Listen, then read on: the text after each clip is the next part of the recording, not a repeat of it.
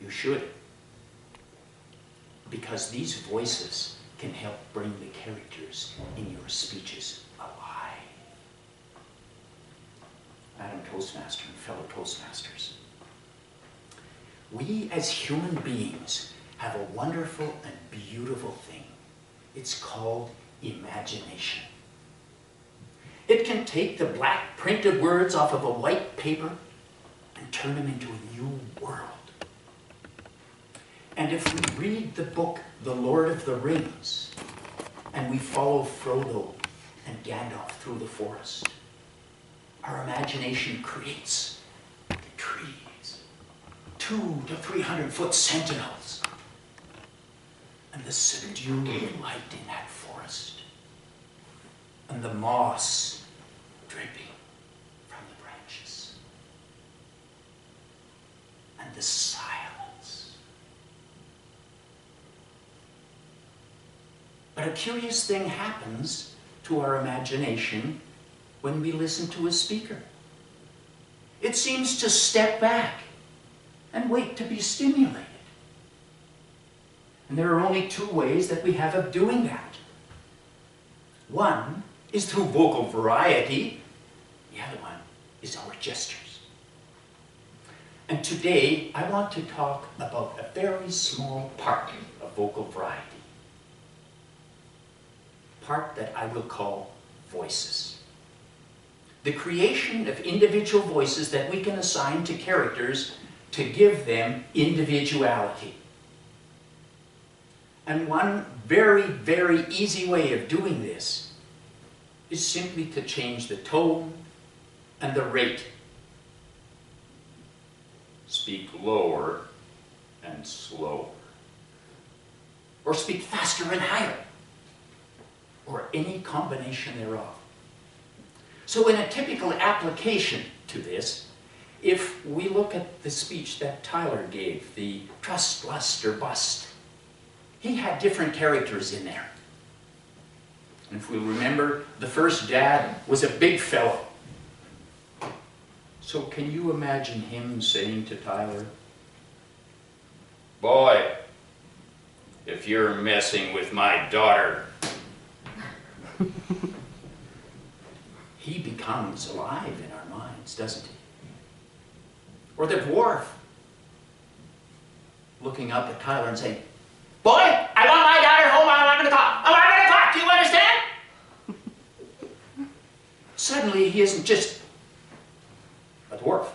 He has a character. Now, there are other types of voices that you can use as well. Accents, for instance.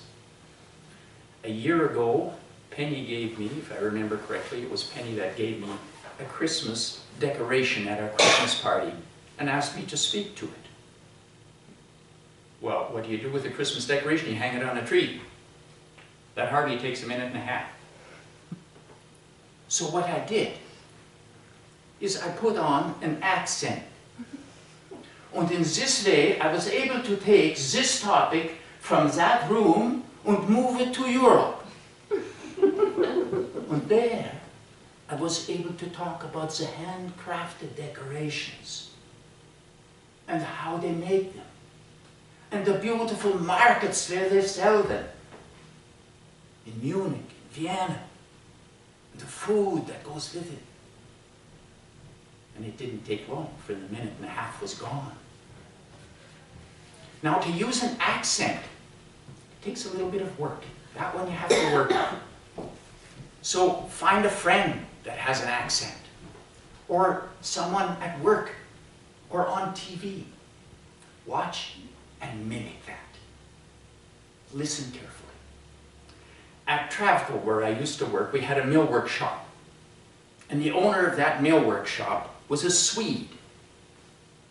Now Lars talked just like the IKEA man. And whenever any of my staff went down to talk to him about the project, it never failed. They always came back talking kind of funny. So accents are not difficult.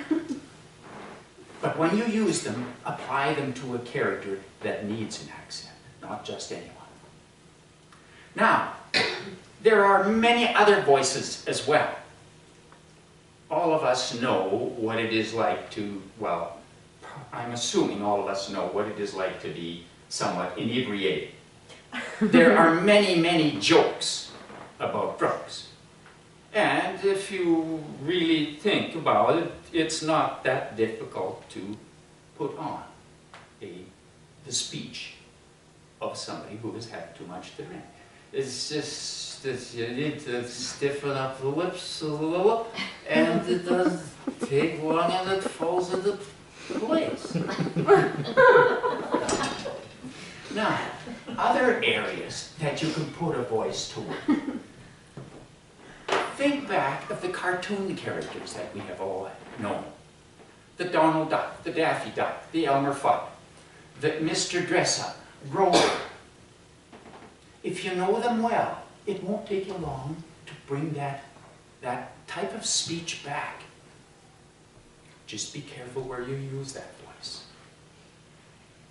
Now, another type or area that you can reach back to for voices is your childhood. If you will remember, I'm sure you got sent to your room one time or another. And as soon as the door closed, it was, we've probably all done that, right? I have a voice, this Aunt Hilda voice, if you want to call it that, where if you were on a raid in a garden, you could just imagine this woman coming on.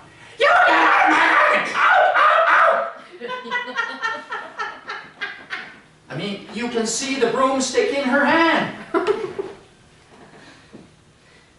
A voice like that, I would never use for more than one sentence.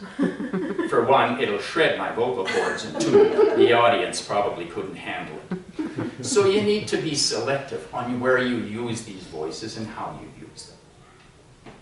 But you know, the cell phone is a wonderful, wonderful instrument. You can be cutting your lawn, you can be practicing your accent, you can be doing the dishes, you can be talking to your washer and dryer, and everybody thinks you're talking on the phone. Years ago, I wasn't that lucky when I first joined Toastmasters. I did the majority of my practicing in the car. I worked in Iskew, and I lived south of Stony Plains, so they were highways that didn't have a lot of traffic on them. And I would just be giving it this way, and every once in a while a driver would pull up beside me and kind of look at me. This guy isn't dealing with the full deck. But what you should do, especially if you're practicing accents, or you're developing a certain type of voice that you want to use, practice it not only for the one sentence within that speech, but develop it as a way of conversation, because then you can pick it up for a joke, a table topic, or in a speech at any time. And when we do this, when we put this extra bit of patina on our presentations, then you bring the audience's imagination alive. You bring character and individuality to the characters in your presentation. And that is what will hold your audience.